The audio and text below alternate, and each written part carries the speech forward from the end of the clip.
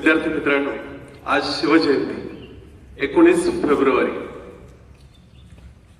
वडिलांच्या संघर्षाला मी स्वप्नपूर्तीचे दान करेल, वडिलांच्या संघर्षाला मी स्वप्नपूर्तीचे दान करेल।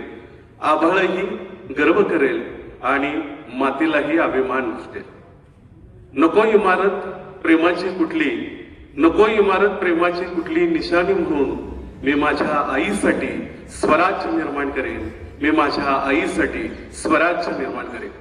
विद्यार्थी मित्रांनो, ज्या आई वडिलांनी आपल्या लेकरामध्ये एक स्वप्न पाहिलं आणि त्याच शिवरायांनी एक स्वराज्याचं स्वप्न हे निर्माण केलं। वडिलांनी जो संघर्ष केला त्या संघर्षाला एक स्वप्नपूर्तीचं दान या शिवरायांनी दिलंय।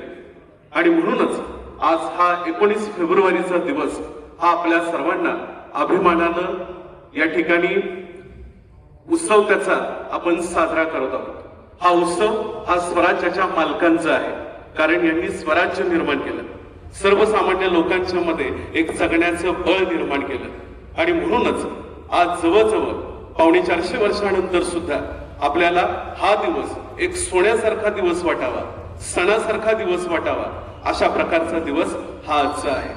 आजच्या दिवसातून माझ्या समोरच्या विद्यार्थी मित्रांना मी एक संदेश देणार आहे की आपण केवळ शिवजयंती ही केवळ आनंदासाठी, केवळ एक उत्सव आहे म्हणून ती साजरी न करता याच्यातून एक वेगळा आदर्श हा आपण सर्वांनी घ्यायला हवा, असं माझं एक निखळ मत आहे।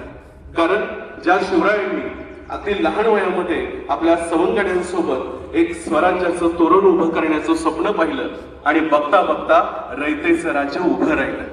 आणि म्हणूनच आजचा हा दिवस हा एका सणासारखा दिवस आहे असं मला निश्चितपणाने वाटतं। आणि म्हणून आजच्या या दिवसाचं मोल हे आपण सर्वांनी मनामध्ये ठेवावं आणि शिवरायांनी ज्या विविध प्रकारच्या आपल्याला आदर्श डोळ्यापुढे ठेवलेले आहेत, हे आदर्श आपण आपल्या अंगी बाणावेत अशी मी या ठिकाणी एक इच्छा व्यक्त करतो। आणि शिवजयंतीच्या निमित्तानं मी आपणा सर्वांना शुभेच्छा देतो। धन्यवाद।